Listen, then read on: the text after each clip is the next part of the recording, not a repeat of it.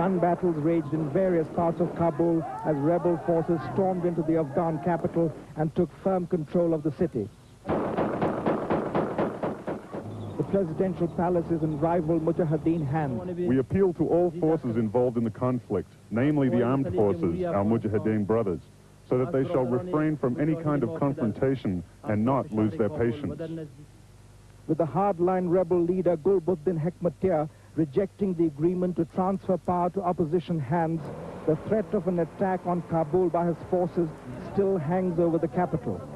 The militants still insist the present government should formally surrender by Sunday or face consequences. But some observers still think Hekmatyar will change his mind. I will guarantee you that he will accept. Finally, he will accept.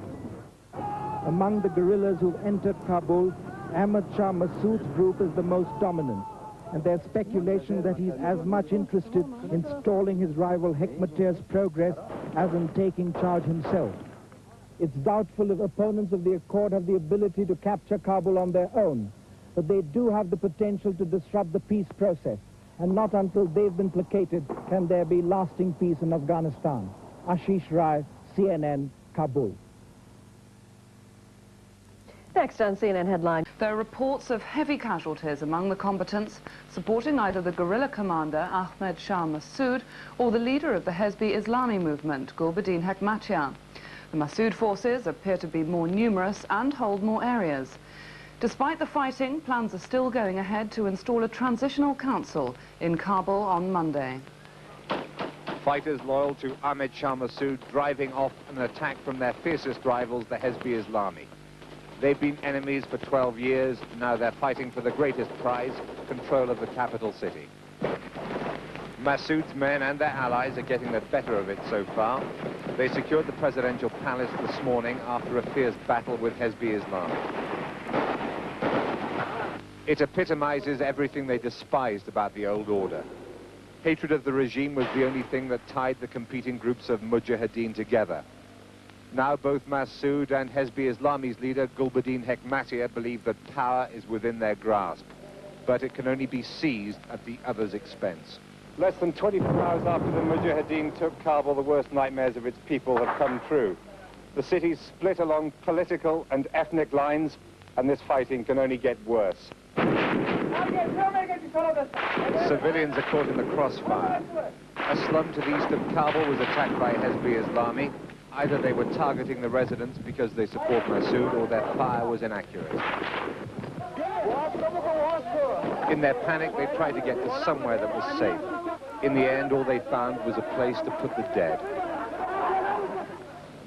There are plenty of weapons in Kabul. The government's armories have been broken open. Afghanistan doesn't have a chance while the killing continues. There should be a time for negotiation, for a political settlement. The only thoughts now, though, are about winning the battle for the capital city. The United Nations Secretary-General, Dr. Boutros Ghali, has called for an immediate ceasefire in Afghanistan, urging rival Mujahideen groups to avoid further bloodshed.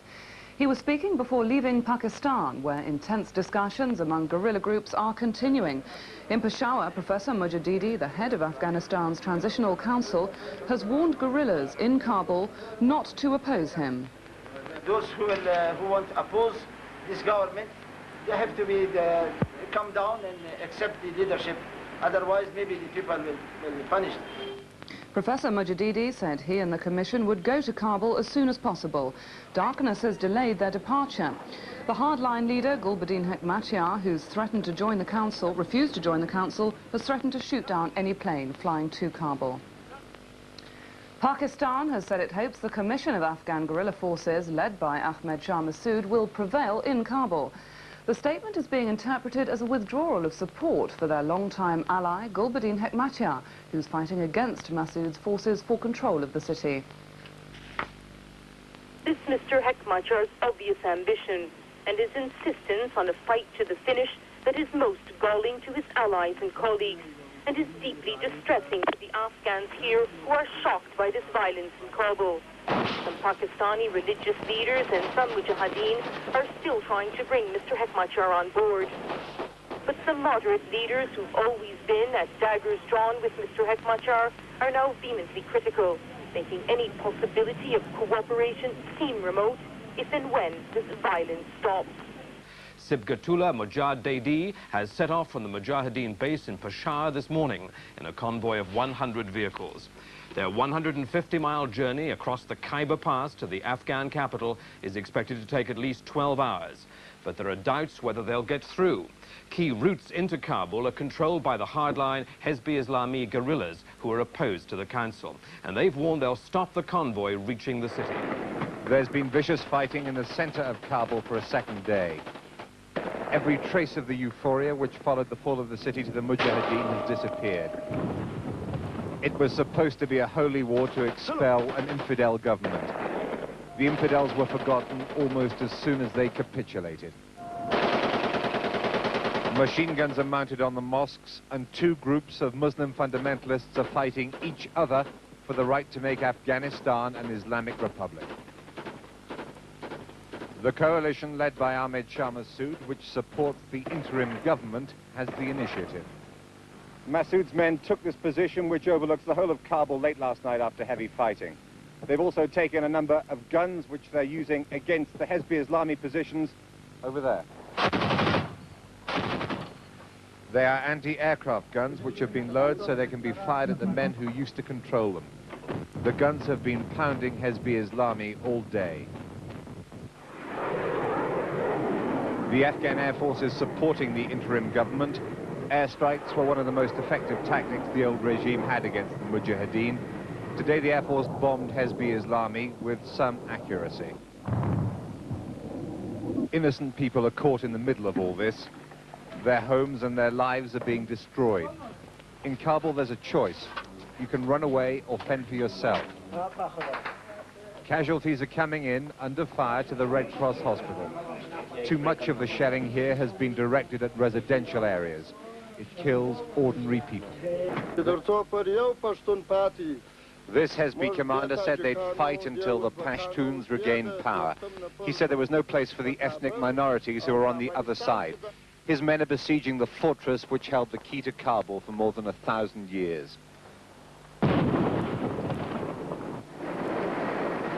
But helicopters, reinforcements, and a place to land them matter these days.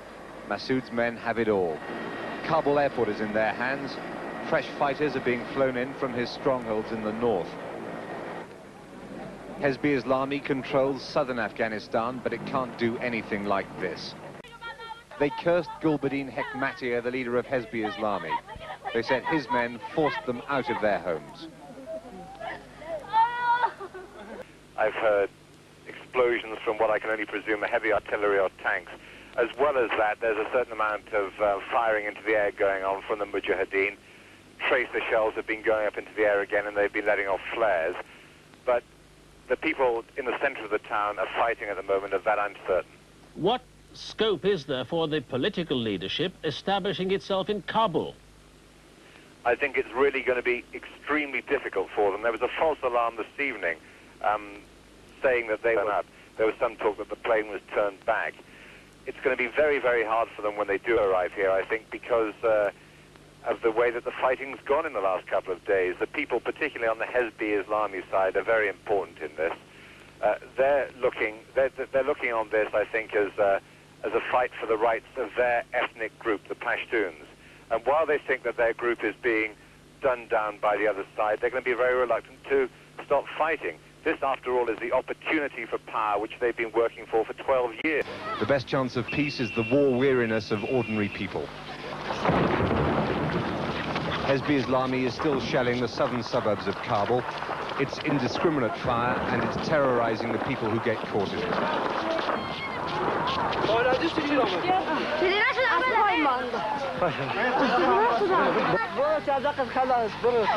These children are crying for their mother. In the confusion, they were separated. The boy thinks she's caught on the street where the shells are falling.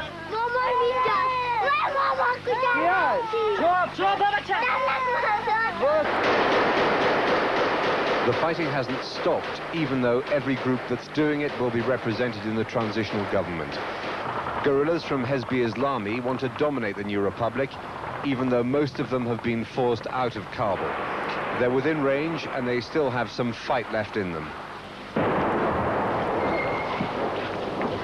Islami are simply contenting themselves with lobbing a few shells at the city at the moment, not because of any ceasefire, but because they've been given a beating.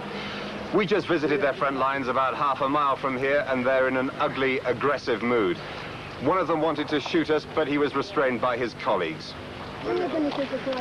Civilians are moving away from the places where fighting is still going on. Hezbi Islami pulled out of this area last night. They left behind a picture of Gulbuddin Hekmatyar, their leader. The people here are caught between the two front lines, so they're becoming refugees, like 5 million other Afghans. Hekmatyar's groups now appear ready to contemplate ceasefire. Masoud's gamble seems to have been rewarded. محترم پروفسور حضرت سبغتالله مجددی رئیس شورای موقت اسلامی و ممثل دولت اسلامی افغانستان امروز طی مصاحبه‌ای در برابر سوال راپورتر تلویزیون که پس از 1 دهه مهاجرت نخستین احساساتشان را از ورود به کابل بیان دارند چنین گفتند. امیدوار هستیم که ندای ما را ملت مسلمان افغانستان قبول کنند و بدانند که ما از چند دسته عفو را ما اعلام کردیم.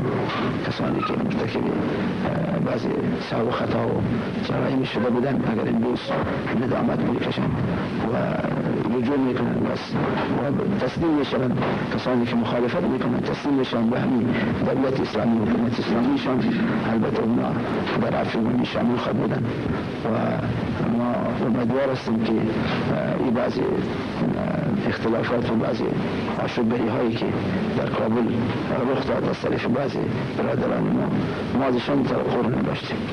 ما فکر میکردیم که برادرها در وقتی که وطن ما به پیروزی کامل خود میرسه و یک حکومت اسلامی واقعی در اینجا قائم میشود در کابل ما و در افغانستان ما، این برادرها با ما و دیگر برادران خود همکاری میکنند و به همکاری ما مساعدات بیشتر و خدمات بیشتر انجام خواهیم داد. ولی متاسفانه که به صحبه بگویم، به خطا بگویم، به هر راهی که ما تعبیر کنیم کار بسیار نامناسب بود و بسیار مردم ما رنج بودن. در عرض راه می آمدم و صدها فامیل دیدم که اکثر از اینها زنها و بیش زبان بودن و اطفال خود بودن که اینها هجرت میکردن، آل از کابل باز هجرت میکردن و جلال آباد و پاکستان. و ما تأسف میکنیم که در ما مهاجرین خود را باید از خارج کشور خود پس به کشور خود به امن امان دعوت کنیم و به افتخار و سربلندی بیاین. در این وقت که اینا میروند باعث تاثیر بشد. خب ما بس امیدوار هستیم که برادرها به سر خطا خود فهمیده و از عفو عمومی استفاده کرده سلاح خود را به زمین بگذارن و بزرگترین فرصت در حلقه برادران خدمتگار و مجاهد خود داخل شوند و از جاهایی که آمدن جاهای اشغال کردن پس به جای اصلی خود برگردن تا بیشتر سبب خونریزی و آشوبگری در کشور پاک ما نشد. دولت اسلامی افغانستان